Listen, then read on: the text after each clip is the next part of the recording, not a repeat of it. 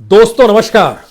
दोस्तों, सत्ता का मतलब होता क्या है और सत्ता के पास अगर पूर्ण बहुमत ही नहीं बल्कि 2/3 की स्थिति में अगर सत्ता खुद को खड़ा कर ले तो फिर इस देश में लोकतंत्र को परिभाषित कौन करेगा और संविधान को परिभाषित कौन करेगा, यह भी अब किसी से छुपा हुआ नहीं है। क्योंकि संविधान कहता है चुनाव का मतलब लोकतंत्र है, लेकिन चुनाव के जरिए अगर सत्ता मिल जाए और वह भी पूर्ण ताकत के साथ मिल जाए तो फिर संविधान की व्याख्या और उसे परिभाषित भी सत्ता ही करती है। और संविधान के जरिए जो परिभाषा लोकतंत्र की गढ़ी गई उसे भी सत्ता बदल सकती है, क्योंकि सत्ता कहती है संवैधानिक संस्थान हमारे साथ हैं, संसद भी हमारे साथ है, तो फिर आपकी क्या हैसियत है। दरअसल आज जिक्र एक ऐसे विधेयक को लेकर हम आपके साथ करना चाहते हैं जिसमें संविधान के भीतर जो इस देश के नागरिकों को लोकतंत्र जीने के जो अधिकार चुनाव के जरिए मिलते हैं उसको संसद पलटने की स्थिति में आ गई है।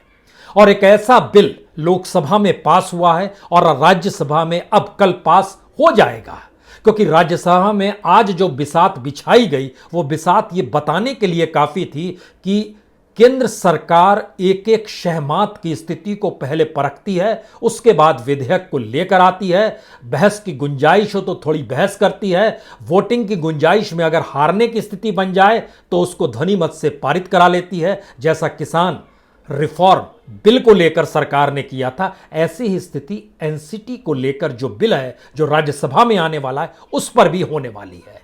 क्योंकि आज जब राज्यसभा 5:10 पर एनसीटी बिल को इंट्रोड्यूस किया गया तो उसके तुरंत बाद शोर शराबे के बीच 15 मिनट के लिए कहा गया एडजॉर्न किया जा रहा है राज्यसभा। एडजॉर्न हो गया, 5:24 पर फिर राज्यसभा लगी, फिर कहा गया हम 5:40 पर मिलेंगे, 5:40 पर फिर मिले, फिर कहा गया 5:50 पर मिलेंगे, 5:50 पर फिर सजी राज्यसभा, उसके बाद क्या 6:10 पर मिलेंगे, 6:10 पर फिर जब बात शुरू हुई तो कहा गया अब इस पर हम लोग कल चर्चा करेंगे। इसके मतलब मायने भीतर के ये है कि जो सदस्यों की संख्या सत्ता पक्ष को चाहिए वह कल पूरी होगी, जो आज शायद उलझी हुई थी। इसका मतलब यह है कि कल किसी तरीके से हंगामे ना हो या ये शोर शराबा इस देश की नजर उस दिशा में ना जाए कि दिल्ली में केंद्र शासित राज्य का तमगा भी एलजी के हाथों में कैसे थमा दिया जाएगा, इस दिशा में कोई देखे नहीं, शोर शराबा ना हो, उसके लिए एक पूरी बिसात आज ही बिछा दी गई। लेकिन सवाल यह है कि एलजी के पास ये सारे अधिकार क्यों सौंपे जा रहे हैं। सवाल यह है कि जनता अगर वोट डालती है तो जिन्हें उसने चुना है तो वह उनसे मांग करेगी या एलजी से मांग करेगी। ये सारे सवाल हाईकोर्ट में भी आए हैं, सुप्रीम कोर्ट में भी आए हैं। लेकिन इस पूरी प्रक्रिया के बीच में एक बात समझने की जरूरत है कि राजनीतिक तौर पर इस देश में वही राजनीति चुनौती दे सकती है या आगे बढ़ सकती है जो नए प्रयोग करे। क्या दिल्ली की सरकार ने नया प्रयोग किया उससे पहले? यह समझ लीजिए कि दिल्ली की जनता ने अपने तरीके से नया प्रयोग किया। इस देश में सत्ता चुनकर 70 में से 67 सीटें पहली बार और 70 में से 62 सीटें पहली बार आम आदमी पार्टी को दे दी। ना बीजेपी का पता, ना कांग्रेस का पता, ना निर्दलियों का पता, ना छिटपुट राजनीतिक दलों का पता, इतनी बड़ी ताकत के साथ आम आदमी पार्टी को चुना गया। लेकिन यह केंद्र शासित राज्य भी है, यहां पर एलजी की नियुक्ति भी है। और 1991 में जब कॉन्स्टिट्यूशन को अमेंड किया गया था उस समय 2-3 बातों का जिक्र बहुत साफ तौर पर किया गया था। हमें लगता है कि उसे इसलिए समझने की जरूरत है क्योंकि आज जब जिक्र इस बात का हो रहा है कि एलजी के हाथ में वो सारी चीजें रहनी चाहिए जिससे विधानसभा का महत्व खत्म हो जाए, जिससे कैबिनेट की बैठक कोई मायने ना रखे, जिससे कानून को लागू कराने के लिए चुनी हुई सरकार महत्वहीन हो जाए, फाइल में जो भी दर्ज हो यानी ब्यूरोक्रेट कुछ भी उसमें लिखे वो सबसे पहले कहां जाए, एलजी के पास जाए। यानी एलजी की सहमति के बगैर दिल्ली में ना कोई कानून बन पाए, ना विधानसभा के भीतर कोई चर्चा हो पाए, ना कुछ भी राज्य में हो पाए। तो इसका मतलब है कि चुनावी वादे भी अगर कोई पॉलिटिकल पार्टी जनता से करती है कि सत्ता में आएंगे तो ये करेंगे और ये करने के लिए चाहे वो बिजली हो, पानी हो, सड़क हो, शिक्षा की व्यवस्था हो, स्वास्थ्य की व्यवस्था हो, सुविधा देने का जिक्र हो, ये सारी चीजें बेमानी, क्योंकि तय कौन करेगा, एलजी करेगा। अब हमें लगता है कि एक स्थिति 30 साल पहले इसलिए देख लीजिए क्योंकि नई स्थिति तो यह है कि सभी फाइल एलजी के पास जाएगी, सारे फैसले एलजी के सहमति से लिए जाएंगे, मंत्रिमंडल अपने आप में कोई निर्णय नहीं ले सकता है, चुनावी वादों को लागू कराने पर भी लगाम है एक लिहाज से, वोट बैंक के लिए जो भी पॉलिटिकल पार्टी, चाहे वो आम आदमी पार्टी ही मौजूदा वक्त में क्या ना, झोपड़पट्टी आपको वोट बैंक बनाना है तो झोपड़पट्टी के लिए कुछ निर्णय लेने होंगे, वह बिना एलजी के सहमति के आप नहीं ले पाएंगे। मिडिल क्लास को कुछ सुविधाएं देनी है, टैक्स कम करना है, घरों को लेकर कुछ भी करना है, बिना एलजी के जानकारी के आप कुछ नहीं कर पाएंगे। महिलाओं को सुविधाएं देनी है, बस में और मेट्रो में फ्री में सफ़र कराना है तो आप कुछ नहीं कर पाएंगे। यहां तक कि याद कीजिए, जब मोहल्ला क्लिनिक का ही जिक्र था तो एलजी उस फाइल पर बैठ गए थे और 9 दिन तक धरने पर दिल्ली की वह सरकार को बैठना पड़ा जिसे जनता ने चुना था। यहीं से सबसे बड़ा सवाल होता है कि आखिर यह विचार मोदी सरकार के भीतर आया क्यों, आखिर यह सवाल उठा क्यों, और अगर यह सवाल उठ गया है तो उसका सच क्या वाकई 1991 के उस हिस्से में छुपा हुआ है जिसका जिक्र मौजूदा वक्त में केंद्र सरकार कर रही है। क्योंकि 1991 में जो जेएनसीटी एक्ट लागू किया गया, उसका जो अनुच्छेद है 239 AA, उसमें केंद्र शासित राज्य का दर्जा दिया गया था दिल्ली को। लेकिन इस पूरी प्रक्रिया में एक चीज जहन में अपने आप जरूर रखिएगा, बीजेपी हो या कांग्रेस हो या आम आदमी पार्टी हो, सत्ता में आने के लिए इन्होंने अपने पॉलिटिकल मैनिफेस्टो में तीनों ने जिक्र किया है कि दिल्ली को पूर्ण राज्य का दर्जा हम दिला देंगे अगर सत्ता में आएंगे तो। बीजेपी ने भी किया है, वह बीजेपी जो अभी केंद्र में सत्ता में है, जो ये निर्णय ले रही है कि अब यहां के मुख्यमंत्री या चुनी हुई सत्ता के सारे पावर एलजी के हाथ में सौंप दिए जाए। ये बात निकलती कहां से है? हमको लगता है इसलिए जरूरी है क्योंकि 1991 में दिल्ली विधानसभा को कानून बनाने की शक्ति हासिल थी, दी गई 3 चीजों को छोड़कर। पहला सार्वजनिक व्यवस्था, दूसरा जमीन लैंड, तीसरा पुलिस। इन तीनों से इतर कानून बना सकती थी दिल्ली की सरकार जो चुनकर आएगी। इसीलिए केंद्र शासित राज्य में चुनाव महत्वपूर्ण हो गया, जनता के बीच नेताओं का जाना चुना जाना ये एक पूरी प्रक्रिया हो गए। इस दौर में बीजेपी ने भी सत्ता भोगी, कांग्रेस ने भी भोगी और अब आम आदमी पार्टी भोग रही है। अब सवाल है कि इसका जो 239 AA अनुच्छेद है, जो आर्टिकल है कॉन्स्टिट्यूशन का, 1991 के अधिनियम का जो अनुच्छेद 44 है, उसमें जब झांकना शुरू कीजिएगा तो अनुच्छेद 44 कहता है कि उपराज्यपाल यानी एलजी के सभी फैसले जो उनके मंत्रियों या अन्य की सलाह पर लिए जाएंगे उन्हें उपराज्यपाल के नाम पर उल्लेखित करना होगा। यानी ये मैसेज दिया जा रहा है कि दरअसल इस बात को समझिए, उस समय ही ये माना गया था कि उपराज्यपाल ही दिल्ली का दिल है, उपराज्यपाल ही बेस है। सवाल यह है कि अगर आप संविधान को पढ़ेंगे तो राष्ट्रपति बड़ा ताकतवर होता है भारत का, लेकिन वो रबर स्टाम्प क्यों है यह भी समझने की जरूरत है। क्योंकि जनता राष्ट्रपति को नहीं चुनती है, जनता तो प्राइम मिनिस्टर को चुनती है, सरकार को चुनती है, पार्टी को चुनती है, किसे सत्ता में आना है। यही स्थिति केंद्र शासित राज्यों के साथ भी थी, लेकिन झटके में जो एलजी को रबर स्टाम्प होना चाहिए उसके पास सारे पावर इस नए अमेंडमेंट के जरिए सौंपे जा रहे हैं। अगला सवाल, यह स्थिति आई क्यों? क्या वाकई एक थ्रेट है केजरीवाल की सरकार, मोदी सरकार के लिए? क्या वाकई यह एक वैचारिक थ्रेट के तौर पर आ रही है? क्योंकि ध्यान दीजिए, सवाल यह है कि जो गवर्नेंस का जिक्र होता है उस गवर्नेंस के क्षेत्र में बीजेपी पिछड़ती गई।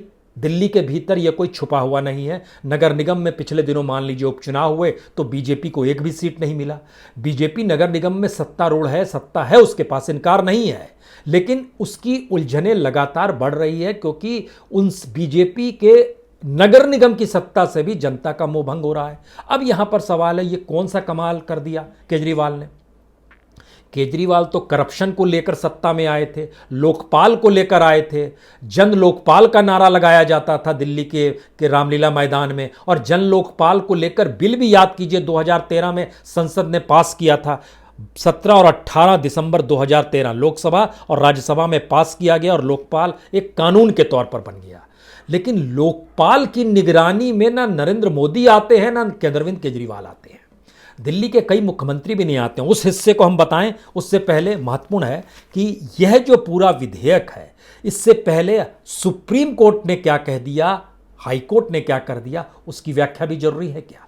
यकीनन सुप्रीम कोर्ट की व्याख्या इसलिए जरूरी है क्योंकि सुप्रीम कोर्ट अपने तौर पर संविधान की ही व्याख्या करने के लिए भारत में मौजूद है और सुप्रीम कोर्ट को यही पावर कॉन्स्टिट्यूशन देती है। अब सवाल है कि 4 जुलाई 2018, याद कीजिए, सुप्रीम कोर्ट ने कहा था कि मंत्रिमंडल पर एलजी को अपने फैसले के बारे में सूचित करने का दायित्व होगा। दायित्व है, आपको जानकारी देनी होगी, लेकिन उनकी सहमति कोई अनिवार्य नहीं है। लेकिन आज की तारीख में एलजी की सहमति के बगैर इस बिल को लागू होने के बाद केजरीवाल सरकार कोई काम नहीं कर सकती है, यानी एलजी की सहमति आपको चाहिए ही। दूसरी बात थी 14 फरवरी 2019, सुप्रीम कोर्ट फिर कहती है कि जो विधायी शक्तियों के कारण एलजी मंत्रिमंडल की सलाह से बंधे हुए हैं। दूसरी बात, वह सिर्फ अनुच्छेद 239 ए के आधार पर उनसे अलग रास्ता अख्तियार कर सकते हैं। अलग रास्ता क्या होगा?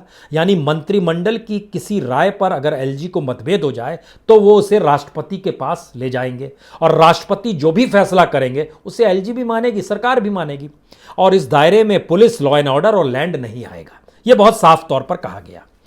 अब सवाल है कि नई परिस्थिति बताती है कि दरअसल उपराज्यपाल यानी एलजी के पास जो ताकत होगी वह एलजी ही तय करेंगे अपने तौर पर। उनके पास जो कई विवेकाधीन शक्ति जो है वह खुद ब खुद उनके पास आ जाएगी, यानी मंत्रिपरिषद या कैबिनेट कोई फैसला लागू नहीं कर सकती है जब तक एलजी उस पर अपनी मुहर ना लगा दे, यानी सारी चीजें पहले एलजी के पास ही जाएगी। यानी कोई भी कानून दिल्ली में लागू करने के लिए अगर कैबिनेट फैसला लेती है, विधानसभा फैसला लेती है, दिल्ली की कोई मतलब नहीं है, एलजी की जरूरत होगी ही। यानी सारी चीजें विधानसभा के भीतर भी कोई बहस मुहाइस, कोई फैसला कोई मायने नहीं रखेगा, सब कुछ एलजी के दायरे में। यहां से कई सवाल एक साथ पैदा होते हैं। अगर एलजी और मुख्यमंत्री एक ही पॉलिटिकल पार्टी के हो जाए तो क्या दिल्ली चकाचौंध में नहा जाएगी? क्योंकि सब फैसला मिलजुल कर करेंगे, यकीनन कोई इनकार नहीं है। लेकिन अगर एलजी को चुनने वाले, क्योंकि एलजी को वोट जनता नहीं देती है, वह एक लिहाज से नॉमिनेट किया जाता है इस देश में केंद्र सरकार के जरिए, और केंद्र सरकार का टकराव अगर दिल्ली की सरकार के साथ होगा तो एलजी का टकराव भी दिल्ली की सरकार से होगा। तब तो कुछ भी चीजें इंप्लीमेंट नहीं हो पाएंगी, या जो भी चीजें इंप्लीमेंट होगी वह एलजी की सहमति पर ही टिकी होगी, और उनकी सहमति जिस दिशा में लेकर जाएगी वह जाहिर तौर पर लाभ दिल्ली की उस सरकार को तो नहीं पहुंचने देगी जो कि चुनाव लड़कर जीतकर सत्ता में आई है। वो तो चाहेगी कि जो विपक्ष में बैठी हुई बीजेपी है उसके अनुकूल परिस्थितियां बनने लगे। एलजी किसी भी पार्टी का होगा तो वो उसके साथ ही खड़ा होगा, क्योंकि यह एक पॉलिटिकल नियुक्ति होती है, जनता द्वारा चुनी हुई नियुक्ति नहीं होती है। यहां पर कई बड़े सवाल हैं। ऐसी कौन सी बात है मौजूदा वक्त की सरकार में, केजरीवाल सरकार में, जिसने इस तरह की परिस्थितियों को डेवलप कर दिया कि केंद्र सरकार को निर्णय लेना पड़ा कि दरअसल केजरीवाल सरकार के पास, यानी आम आदमी पार्टी की जो सरकार है दिल्ली में, उसके पास पावर नहीं रहने चाहिए, वो सारे पावर एलजी के पास रहने चाहिए। आपके जहन में आएगा, हाँ बहुत शानदार काम किया, एजुकेशन के क्षेत्र में काम किया, बजट देखिए कितना बढ़ा दिया, हेल्थ के सेक्टर में काम किया, देखिए कितना शानदार तरीके से मोहल्ला क्लिनिक काम कर रहा है, या जिन बातों का जिक्र दिल्ली सरकार करती है यही जहन में आएगा। हमें लगता है बात इसके और आगे की है। याद कीजिए जब जम्मू कश्मीर से सारे हक छीने जा रहे थे उस समय केंद्र सरकार के पक्ष में केजरीवाल सरकार थी, यानी स्ट्रेटेजिकली दिल्ली में आम आदमी पार्टी की सरकार समझती है कि उसे कहां खड़ा होना है जिससे सियासी वोट बैंक उसके अनुकूल रहे। फिर याद कीजिए सीएए, एनआरसी, इलेक्शन के समय में पूरे तरीके से खामोशी बरती केजरीवाल सरकार ने।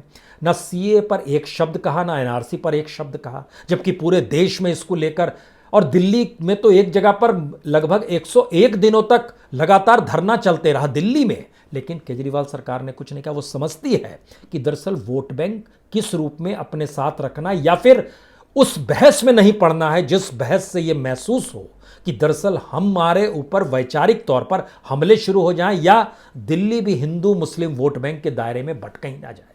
यानी इतने स्मार्ट केजरीवाल जरूर हैं कि वह इन बातों को समझते रहे, कश्मीर पर खामोशी बरती, सीएए, एनआरसी पर खामोशी बरती। बात इतनी भी होती तो भी ठीक।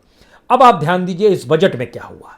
राष्ट्रवाद का जो छौंका मोदी सरकार लगाती रही है, उस राष्ट्रवाद के छोके को बजट के सहारे राष्ट्रवादी बजट और दिल्ली को रामराज्य बनाने की परिकल्पना, यह दो शब्दों का इजाद गवर्नेंस के जरिए केजरीवाल ने कर दिया। ध्यान दीजिए, यही ताकत बीजेपी की अपने तौर पर है, जो कहती रहती है हम हिंदुओं की पार्टी है, राम राज्य हम ही ला सकते हैं, असल देशभक्त हम ही हैं।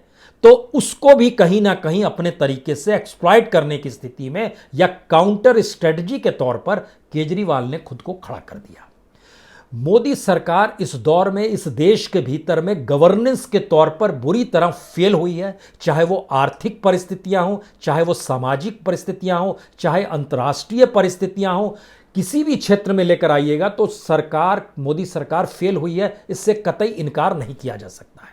सवाल यही था कि जब आकलन होगा, दिल्ली की जनसंख्या भारत की जनसंख्या की तुलना में 1% है, उसका कोई महत्व नहीं है, लेकिन सवाल है इस देश में गवर्नेंस का मॉडल क्या होना चाहिए। यह एक ऐसी परिस्थिति है जहां पर केजरीवाल अलग निकल कर आते हैं और बाकी राज्यों में जो मुख्यमंत्री अपने को आइडियल तौर पे खड़ा करते हैं, उसमें जाहिर है ममता बनर्जी भी है, उसमें जगन रेड्डी भी होंगे, उसमें चंद्रशेखर राव भी होंगे, उसमें अकाली दल के नेता भी होंगे, उसमें महाराष्ट्र के मुख्यमंत्री शिवसेना भी अपने तौर पर कहेगी देखिए हमने, या शरद पवार भी अपने तौर पर कहेंगे हमने अच्छा काम किया, इस रूप में किया। वह पूर्ण राज्य के दर्जे के तौर पर काम कर रहे हैं। लेकिन केजरीवाल का दिल्ली का मॉडल जो है, वह मॉडल कहीं ना कहीं, ध्यान दीजिए, तो बंगाल के ममता बनर्जी के मैनिफेस्टो का हिस्सा भी बन जाता है कि राशन हम घर घर पहुंचाएंगे मान लीजिए, या देश के दूसरे हिस्सों में भी मॉडल के तौर पर पहुंच जाता है। लेकिन उससे भी ज़्यादा महत्वपूर्ण स्थिति है कि एनालिसिस मोदी गवर्नमेंट का भी होना चाहिए। और जब हम ये एनालिसिस आपसे करना चाहते हैं, इसलिए करना चाहते हैं क्योंकि ध्यान दीजिए, दिल्ली सरकार लोकपाल के नाम पर ही बनी थी, लेकिन लोकपाल का सच क्या है मौजूदा वक्त में? लोकपाल का सच यह है कि लगभग 3 करोड़ रुपए सैलरी में देने पड़ते हैं। जो किराए, जिस जगह पर लोकपाल का दफ्तर बनाया गया, उसका जो किराया है वो लगभग 6.5-7 करोड़ का बन जाता है। और स्थिति यह है कि उसके चेयरपर्सन का आप नाम जानते हैं? लोकपाल के चेयरपर्सन का नाम क्या है? नहीं याद होगा। 8 सदस्य में से 4 सदस्य लीगल एस्पेक्ट से जुड़े रहने चाहिए, बाकी 4 सदस्य दूसरे क्षेत्रों। आपको पता है क्या? नहीं पता होगा। चेयरपर्सन जस्टिस पिनाकी चंद्र घोष, उसके साथ 4 लीगल पर्सन्स होने चाहिए, क्योंकि 8 मेंबरान है तो 4 मेंबर लीगल के होने चाहिए। 2 पद खाली पड़े हैं। 2 पद में कौन है? एक जस्टिस प्रदीप कुमार मोहंती हैं, जो एक वक्त चीफ जस्टिस हुआ करते थे झारखंड के। दूसरे चीफ जस्टिस हुआ करती थी मणिपुर हाईकोर्ट की जस्टिस अभिलाषा कुमारी, वो भी है। बाकी 2 पद खाली है। बाकी 4 सदस्य आप जानते हैं कौन है? दिनेश कुमार जैन, कौन है भाई? सेक्रेटरी हुआ करते थे, चीफ सेक्रेटरी महाराष्ट्र के, पूर्व चीफ सेक्रेटरी। अर्चना रामसुंदरम, पूर्व डीजी सीमा सशस्त्र बल की। महेंद्र सिंह, ये भी फॉर्मर मेंबर थे central board of income tax and customs के। इंद्रजीत पांडे गौतम, ये है farmer managing director Gujarat metro rail corporation. अब आप सोचिए, इनके जरिए इस देश में लोकपाल, जिसको लेके 2013 में इस देश ने आंदोलन देखा, संसद के भीतर कानून बनाया गया, उसकी स्थिति ये है, उसके भीतर 2020-21 में 95 केस आए। उस 95 केस में से 58 केस क्लोज हो गए प्राइमरी इंक्वायरी के बाद। प्राइमरी रिपोर्ट आने का इंतजार 8 केस कर रहे हैं, और जो प्राइमरी इंक्वायरी ऑर्डर जो हो रही है उसमें 25 केस जो चल रहे हैं, उसमें से 14 केसेस सीवीसी के पास प्राइमरी इंक्वायरी के लिए गए हुए हैं, 4 केस सीबीआई के पास गए हुए हैं। आप कहेंगे अरे ये तो पिछले साल का जिक्र कर रहे हैं। हम आपको 1 साल और पहले लिए चलते हैं, 2019-20, 1427 केस आए। इस 1427 में से 1218 केस लोकपाल ने कहा नहीं नहीं, ये हमारे क्षेत्र के ही बाहर है। लेकिन महत्वपूर्ण बात यह है कि जो केसेस आए उसमें स्टेट मिनिस्टर्स और एमएलए के खिलाफ 6 केस थे, एमपीज और यूनियन मिनिस्टर के खिलाफ 4 केस थे। इस पर भी लोकपाल कुछ नहीं कह पाया। तो लोकपाल, जो इस देश में करप्शन को लेकर बांधने के लिए कि बड़े पदों पर बैठे हुए लोगों पर निगरानी के लिए लोकपाल बनाया गया, वह भी खत्म हो गया, कोई बहस नहीं।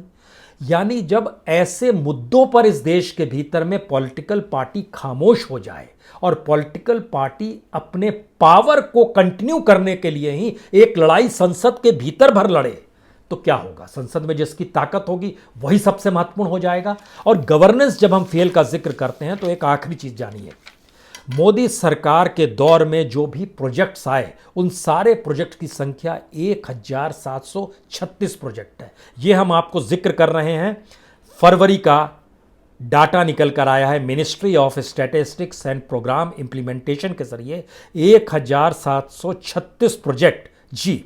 उसमें से 428 प्रोजेक्ट ऐसे हैं जो 12 महीने, 24 महीने या 5 साल डिले चल रहे हैं। 119 प्रोजेक्ट ऐसे हैं जिनकी उम्र 5 साल के बाद भी पूरी हो पाएगी या नहीं हो पाएगी। लेकिन महत्वपूर्ण यह भी नहीं है, महत्वपूर्ण यह है कि जो खर्चा होना था इस प्रोजेक्ट को लेकर वह खर्चा 4,29,186 करोड़ रुपए बढ़ गया। अगर किसी इंफ्रास्ट्रक्चर भर से जुड़ा हुआ लगभग 449 इंफ्रा प्रोजेक्ट डिले होने की वजह से 4.5 लाख करोड़ का बोझ उस पर बढ़ जाता है, तो यहीं से गवर्नेंस का सवाल शुरू होता है। और इस दौर में अगर मोदी सरकार को ध्यान दीजिए, वो हर उस नब्ज को पकड़ती है जिसमें इस देश की गवर्नेंस को देखने का मौका ना मिले, बल्कि पावर ग्रैब कैसे किया जाता है इसको परखने की स्थिति में आ जाए। सारे चुनाव में पूरी कैबिनेट चली जाती है, प्राइम मिनिस्टर चले जाते हैं, होम मिनिस्टर चले जाते हैं। आज भी जब पार्लियामेंट के भीतर एनसीटी से जुड़ा हुआ प्रस्ताव लेकर आया गया तो जो गृह मंत्री हैं वह असम और बंगाल में प्रचार कर रोड शो कर रहे हैं। बंगाल के भीतर में उनकी मौजूदगी हो सकता है कल पार्लियामेंट में हो जाए, राज्यसभा के भीतर में, तो उनकी मौजूदगी से बीजेपी को बल मिलेगा कि यह भी स्ट्रेटजी हो सकती है। कल तक इसीलिए चीज़ें आगे बढ़ा दी गई। लेकिन आखिरी सवाल यह है कि इस देश में जो राजनीतिक परिस्थितियां थी उसमें राजनीति ने सत्ता पाने के लिए जो जद्दोजहद शुरू की उसमें आपका काम मायने नहीं रखता है। सत्ता किसके पास होगी और टेक्निकली कॉन्स्टिट्यूशनली वो अधिकार किसको दे दिए जाए ये महत्वपूर्ण होगा। यानी जनता जिसे वोट देती है, जिसे चुनती है, वह जिम्मेदारी मुक्त हो जाए या वो जिम्मेदारी ले लेकिन उसके पास कोई जिम्मेदारी ना बचे, एक ऐसी परिस्थितियां कॉन्स्टिट्यूशनली इस एनसीटी अमेंडमेंट बिल में लिखा हुआ है। एलजी के पास अधिक अधिकार नहीं आएंगे, हम कोई अधिकार नहीं छीनेंगे, लेकिन हम डिफाइन कर रहे हैं कि दरअसल दिल्ली को किस रूप में डेवलपमेंट चाहिए, प्रोग्रेसिव चाहिए, तो उस पर डिसीजन उलझे नहीं, सीधे सीधे पावर दे देते हैं। तो सीधे सीधे पावर एक ऐसे व्यक्ति को दे दिया गया जो इस देश की केंद्र सरकार द्वारा चले और उस केंद्र सरकार के जरिए तय हो कि दिल्ली की विधानसभा के भीतर क्या हो रहा है, कैसे होगा, किस रूप में होना चाहिए। कमाल की स्थिति है।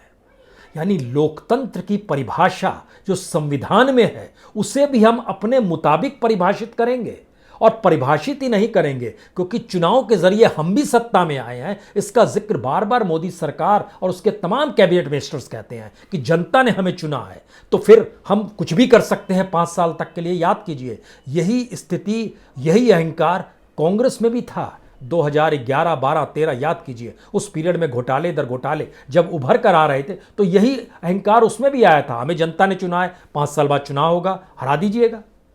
लेकिन अब तो चुनाव जीतने का मैकेनिज्म भी डेवलप कर लिया गया है, तो लोकतंत्र भी उस टेक्नोलॉजी में खत्म हो गया जिस टेक्नोलॉजी को लोकतंत्र को मजबूत करने के लिए लाया जा रहा था, लेकिन वही टेक्नोलॉजी अपने आप में ही लोकतंत्र हो गई।